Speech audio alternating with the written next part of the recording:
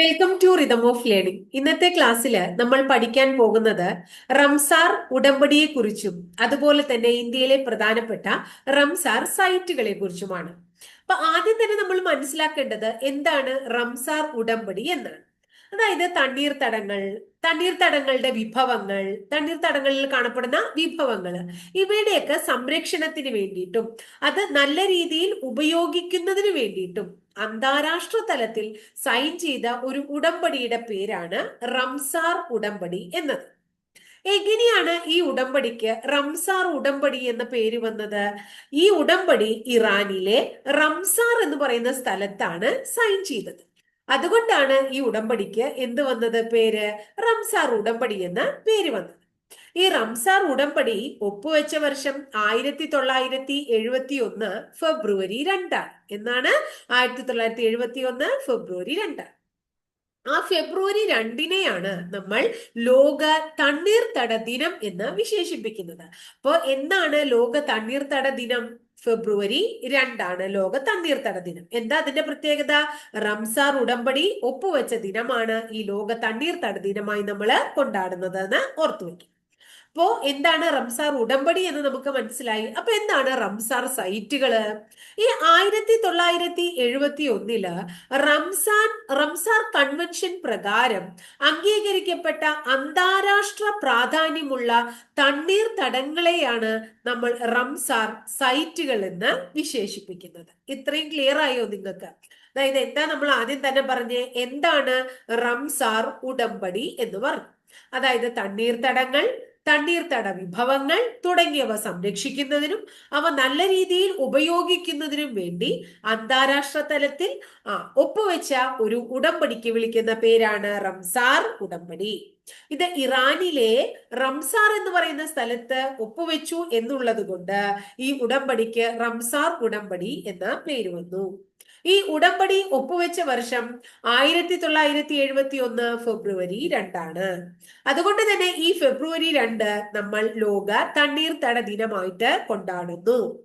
ഇനി 1971 Ramsar convention പ്രകാരം അംഗീകരിക്കപ്പെട്ട അന്താരാഷ്ട്ര പ്രാധാന്യമുള്ള തണ്ണീർത്തടങ്ങളെ നമ്മൾ വിളിക്കുന്നത് റംസാർ സൈറ്റുകൾ എന്നാണ്. ഇത്രയും കാര്യം ക്ലിയർ ആയല്ലോ. ഇനി നമ്മൾ ഇന്ത്യയിലേക്ക് വരികയാണ്. മൊത്തത്തില് ഇന്ത്യയില് റംസാർ സൈറ്റുകൾ എത്ര എണ്ണം ഉണ്ട് എന്ന് ചോദിച്ചു കഴിഞ്ഞാൽ നമ്മൾ പറയും 91ഓളം റംസാർ സൈറ്റുകൾ എവിടെയുണ്ട്?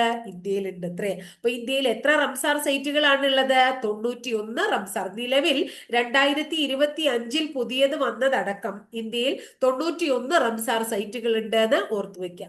പരീക്ഷയ്ക്ക് ചോദിക്കുന്നതും അല്ലെങ്കിൽ ചോദിക്കാൻ സാധ്യതയുമായിട്ടുള്ള ചോദ്യങ്ങൾ ഏതൊക്കെയാണ് റംസാർ സൈറ്റുകൾ? ഇന്ത്യയിൽ എത്ര റംസാർ സൈറ്റുകൾ ഉണ്ട്? താഴെ പറയുന്നവയിൽ റംസാർ സൈറ്റിൽ പെടാത്തത് ഏതാണ് അല്ലെങ്കിൽ പെടുന്നത് ഏതാണ്? ഇന്ത്യയിൽ ഏറ്റവും പുതിയത് ചേർത്ത റംസാർ സൈറ്റ് ഏതാണ്? ഇന്ത്യയിൽ ഏറ്റവും കൂടുതൽ റംസാർ സൈറ്റുകളുള്ള സംസ്ഥാനം ഏതൊക്കെയാണ്? ഇങ്ങനെയൊക്കെയുള്ള ചോദ്യങ്ങൾ. അല്ലെങ്കിൽ ആദ്യത്തെ റംസാർ സൈറ്റ് ഏതാണ്? ഏറ്റവും ചെറുത് ഏതാണ്? അല്ലെങ്കിൽ ഏറ്റവും വലുത് ഏതാണ്? അങ്ങനെയുള്ള ചോദ്യങ്ങളൊക്കെ നമുക്ക് ഈ PSC പരീക്ഷകളിൽ റംസാർ സൈറ്റുകളുമായിട്ട് റിലേറ്റഡ് ആയിട്ട് ചോദിക്കാൻ സാധ്യതയുള്ള ചോദ്യങ്ങളാണ്. അപ്പൊ അതൊന്ന് നമ്മൾ മനസ്സിലാക്കണം. അങ്ങനെ ഇന്ത്യയില് മൊത്തത്തിൽ 91 റംസാർ സൈറ്റുകൾ ഉള്ളതിൽ ഏറ്റവും കൂടുതൽ റംസാർ സൈറ്റുകളുള്ള സംസ്ഥാനം ഏത് എന്ന് ചോദിച്ചാൽ നമ്മൾ ഏതുത്തരം പറയണം? തമിഴ്നാടാണെന്ന് പറയാം. ഏറ്റവും കൂടുതൽ റംസാർ സൈറ്റുകളിൽ ഇന്ത്യൻ സംസ്ഥാനം ഏതാണ്? തമിഴ്നാടാണ് എന്ന് ഓർത്തു വെക്കുക.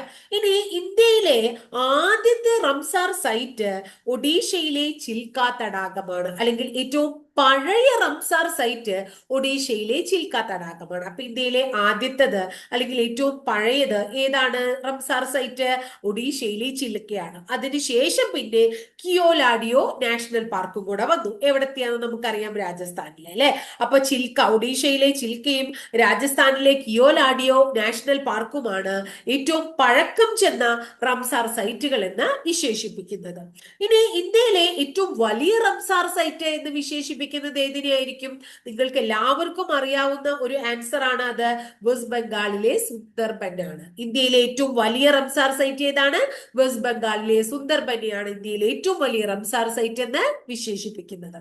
ഇനി ഇന്ത്യയിലെ ഏറ്റവും ചെറിയ smallest Ramsar site in India എന്ന് ചോദിച്ചു കഴിഞ്ഞാൽ ഹിമാചൽ പ്രദേശിലെ രേണുക തടാകമാണ്. ഏതാണ്? ഹിമാചൽ പ്രദേശിലെ രേണുക തടാകമാണ്. വളരെ ഇമ്പോർട്ടന്റ് ആണ്. ഇനി 2025 ഏറ്റവും ലേറ്റസ്റ്റ് ജൂണിൽ വന്നത് 2 അതിനു മുമ്പ് 4 വേറെ. അങ്ങനെ മൊത്തത്തില് 2025 ഒരു 6ഓളം റംസാർ സൈറ്റുകളെ ഇന്ത്യയിൽ നിന്ന് ഉൾപ്പെടുത്തുകയുണ്ടായി. അത് ഏതൊക്കെയാന്ന് നമുക്ക് പഠിക്കാം.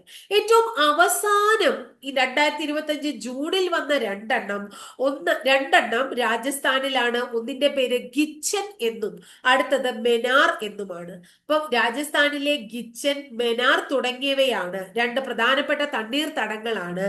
ഏറ്റവും അവസാനം നമ്മുടെ 91ാമത്തെ മെനാറും 90ാമത്തെ ഗിച്ചനുമാണ്. 90ാമത്തെ നമുക്ക് മെനാർ, ഗിച്ചൻ അങ്ങനെ 2 അവസാനം വന്നത് രാജസ്ഥാനിലെയാണ്.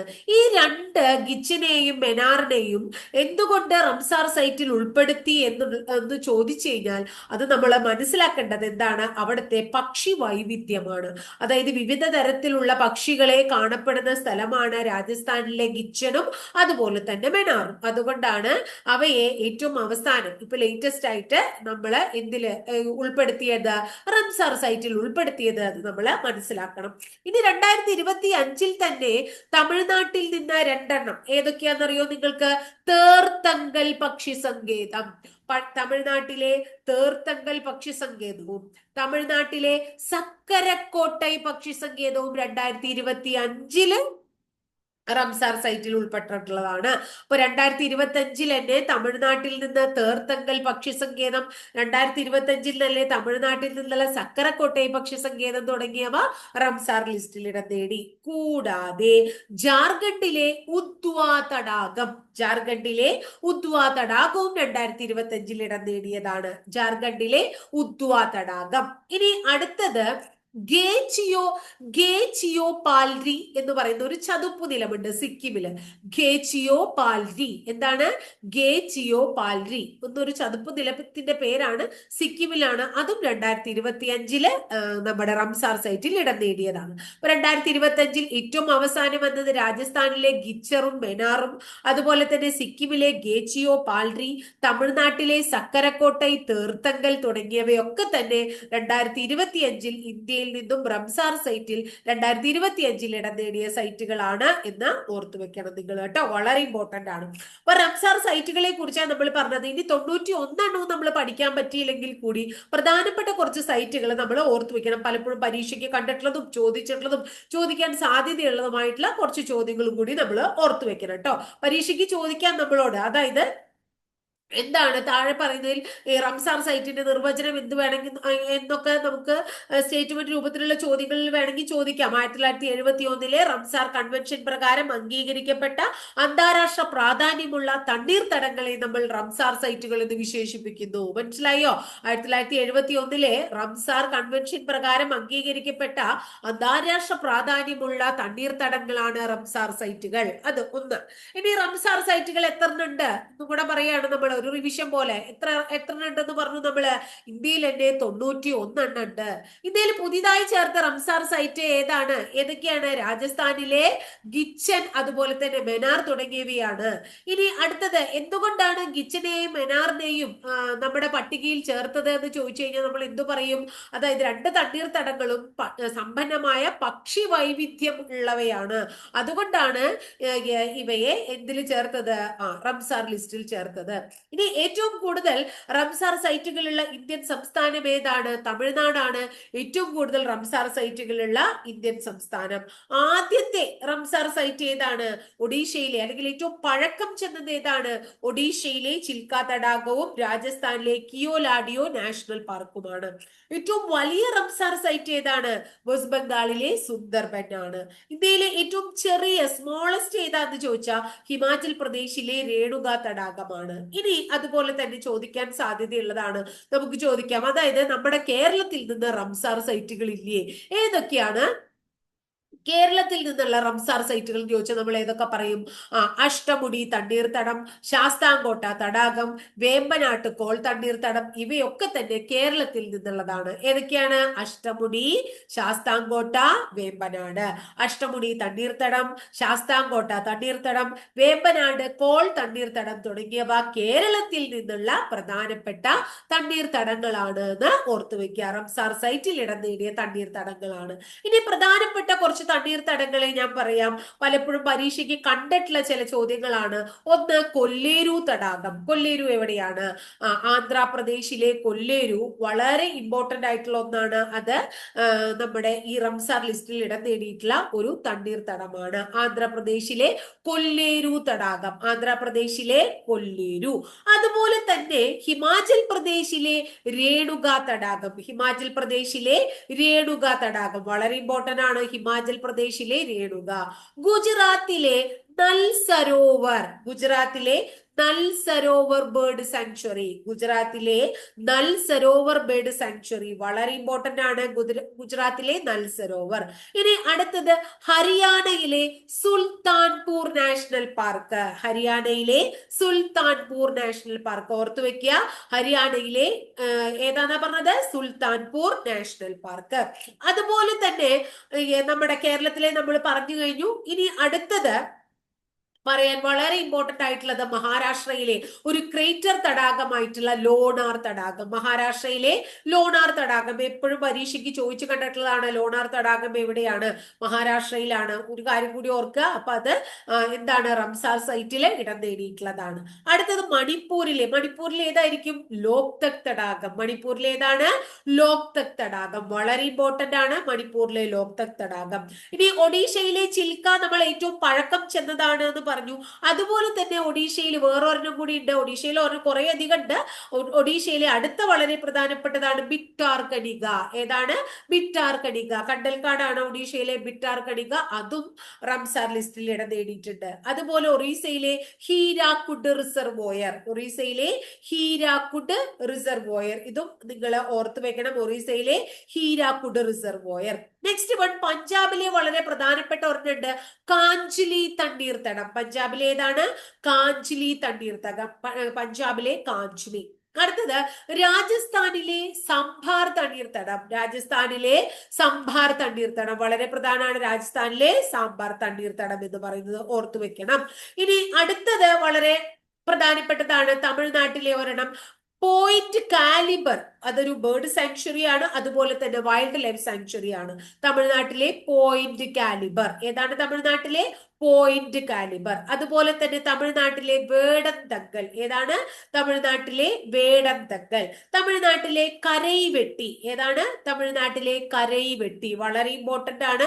തമിഴ്നാട്ടിലെ കരൈവെട്ടി, തമിഴ്നാട്ടിലെ വേടന്തങ്കൽ ഒക്കെ ഓർത്തു വെക്കുക. കരൈവെട്ടി, വേടന്തങ്കൽ ഒക്കെ പരീക്ഷയ്ക്ക് ചോദിച്ചിട്ടുള്ള ചോദ്യങ്ങളാണ് കേട്ടോ. അതുപോലെ തന്നെ പോയിന്റ് കാലിബർ ഇതൊക്കെ ഓർക്കുക. ഇനി അടുത്തത് ത്രിപുരയിൽ ഒരെണ്ണുണ്ട്. അതിന്റെ പേര് രുദ്രസാഗർ തടാകം എന്നാണ്. ത്രിപുരയിലെ ഏതാണ്? ത്രിപുരയിലെ രുദ്രസാഗർ. ത്രിപുരയിലെ രുദ്രസാഗർ.